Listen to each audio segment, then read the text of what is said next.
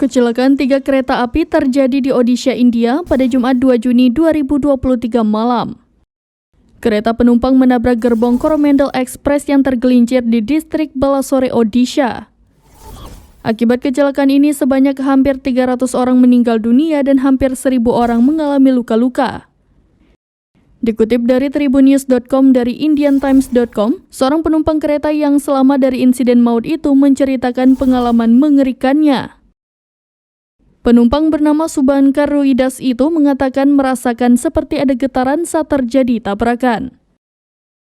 Ia merasakan getaran ketika keretanya menabrak Coromandel Express yang hancur. Saat itu Subankar mengatakan sedang duduk di dalam kereta dan melihat operator penyelamat membantu penumpang Coromandel Express yang terluka. Kemudian seorang penumpang kereta lagi menjelaskan situasi di dalam kereta saat kecelakaan itu. Menurut penumpang tersebut, ia sedang tertidur ketika kereta tergelincir. Saat bangun, ia melihat sejumlah orang menimpa tubuhnya. Kemudian saat evakuasi, ia melihat beberapa orang kehilangan bagian tubuhnya. Tak hanya itu, ia juga melihat para korban lain berdarah-darah. Atas insiden maut ini, Perdana Menteri India Narendra Modi menyebut merasa sangat terpukul.